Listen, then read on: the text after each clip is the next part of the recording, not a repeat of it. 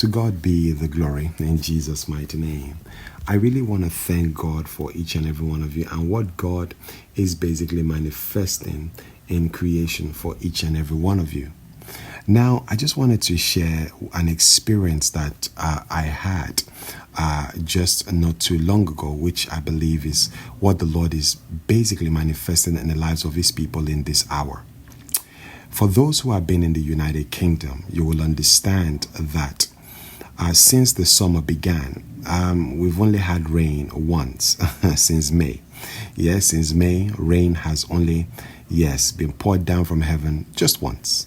So now you can see we're in the month of August. Yes, the grass, they've turned from green to brown. Yes, everything just seemed kind of very dry to the point like a hosepipe ban and all of these things is being made manifest because people can't use water excessively like it has always been in times past. Now, I believe this was from a word that I shared with each and every one of us last year when I was explaining to each and every one of us that a drought is coming. And we've seen it manifest in creation. Yes, especially in the United Kingdom.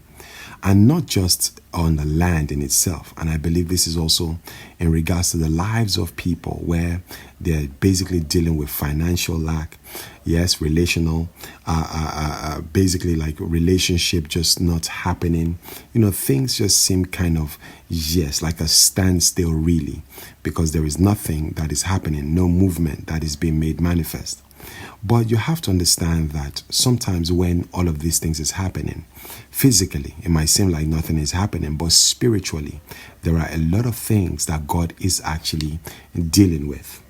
Now, we've read time and time again, it was in the book of 1 Kings and chapter 17, where Elijah basically came out to the forefront and declared, "It shall not rain except at my word." And you can understand the reason why the rain was ceased, from falling onto creation. Why? Because Ahab and Jezreel, they were causing a whole lot of havoc in creation. Yes, they were.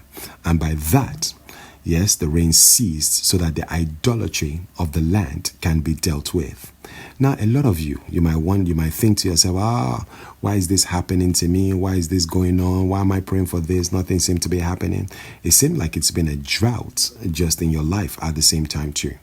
Now, sometimes the reason why the Father allows this, one, to deal with the idolatry, in your environment. Two, to deal with the idolatry within you.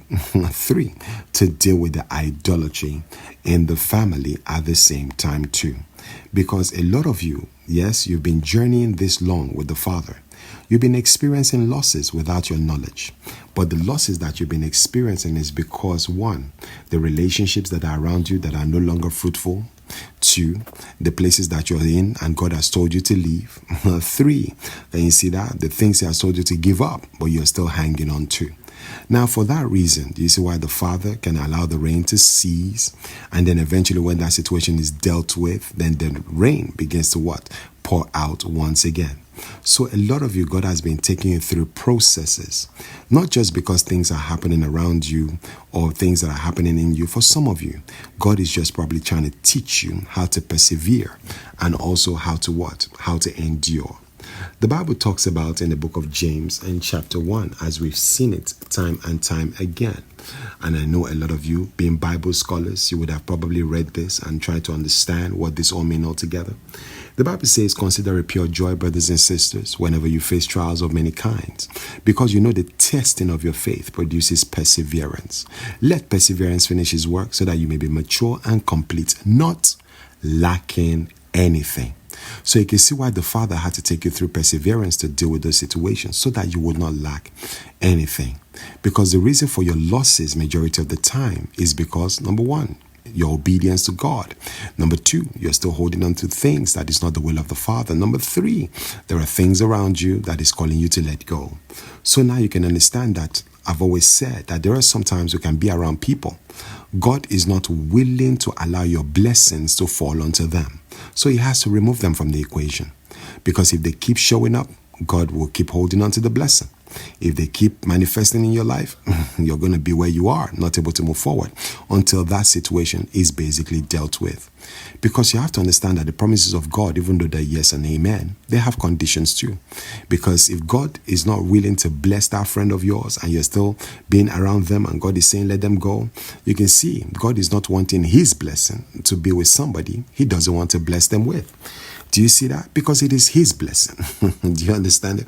He's giving it to you. Amen. And if he doesn't want it with that person, he will withdraw it until you deal with that situation. It is his rain, right? Yes, indeed it is. But yet he didn't allow his rain to fall on the Israelites because Jezreel and Ahab were misbehaving. So now you can understand, brothers and sisters, that just in the very dimension of this word, because a lot of you, you've been dealing with this situation, you've been removing things from your presence, you've been letting people go, you've been coming out of situations. A lot of you, you've done so beautifully well. And because of that, I kept hearing the word, the drought is over. Yes, the drought is over. Now, this word came from an experience that I had, not too long ago. I was really taking a walk. Like I said unto each and every one of us, like since May, the rain has only fallen once in the United Kingdom. So by that in itself, the Lord basically instructed to go for a walk. I did. But just before I left the house, all of a sudden, what did I see? The clouds gathered, and then it was like a flash flood that happened for the space of 5 minutes. It was a flash flood. The rain just came out of nowhere and just began to fall onto the earth. Do you see it? It began to fall onto the earth once again. It happened just for 5 minutes and then it stopped. And in that moment, I heard the drought is over. Now, a lot of you, this is what God is speaking to you. And he's saying to you, today, the drought has come to an end.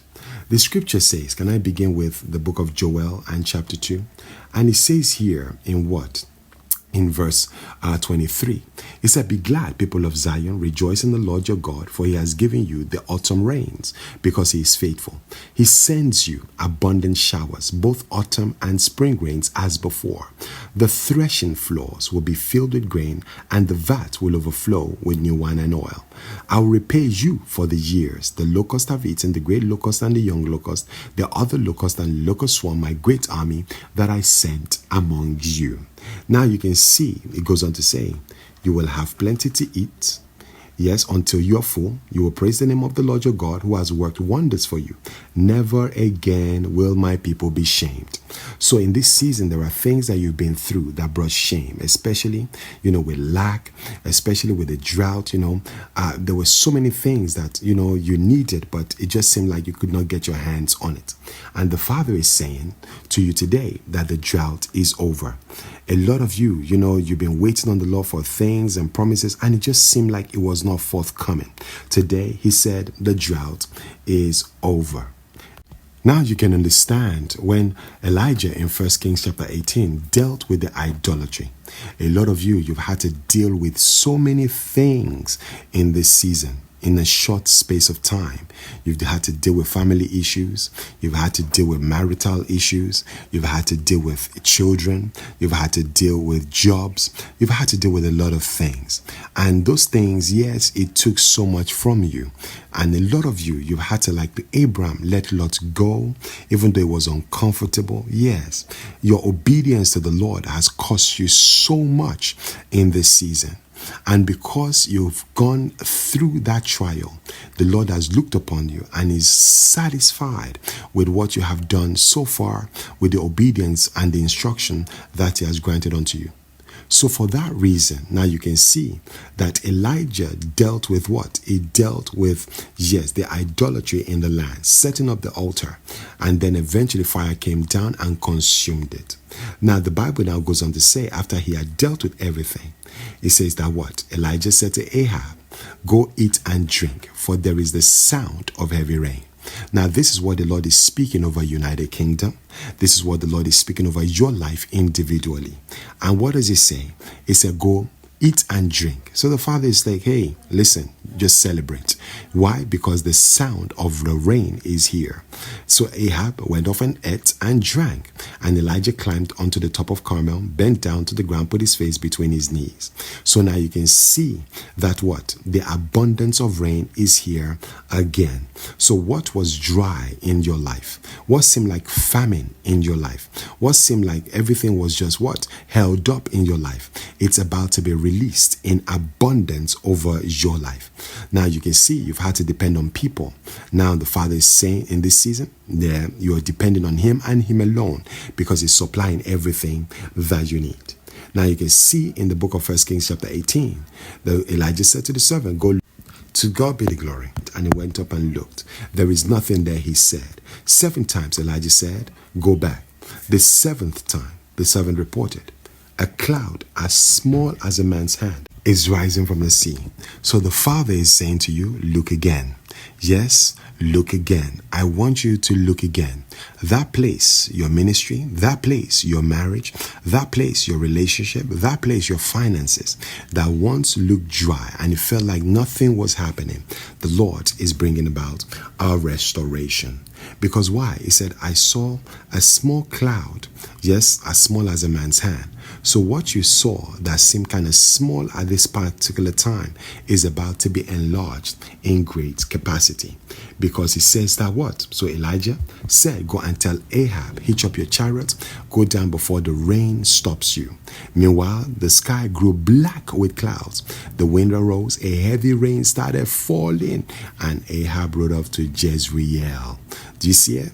The rain, the heavy rain. So for whatever God is about to do in your life, yes, with this restoration. In the book of Joel chapter 2, it said the abundance. Yes, it's the abundance of rain. So for every place that you've experienced lack, dryness, famine, whatever it is, God is about to release abundance into those places, because He's saying to you that the drought is over. Amen. That difficulty is over. That challenge is over.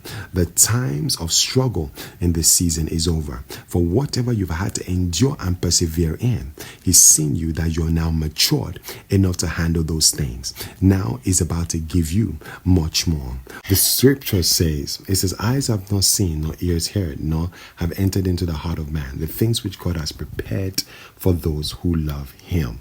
What you have not experienced before, yes, for all that you went through, you are about to experience that and much more, because God is pleased with you. So get ready for the abundance that is manifesting in your life. You pay the price, you pass the test, you're promoted, and get ready for the abundance, because the lack, yes, the struggle, like I said, the difficulty, yes, it is over. The abundance of rain is here. So United Kingdom, to you as a whole, get ready.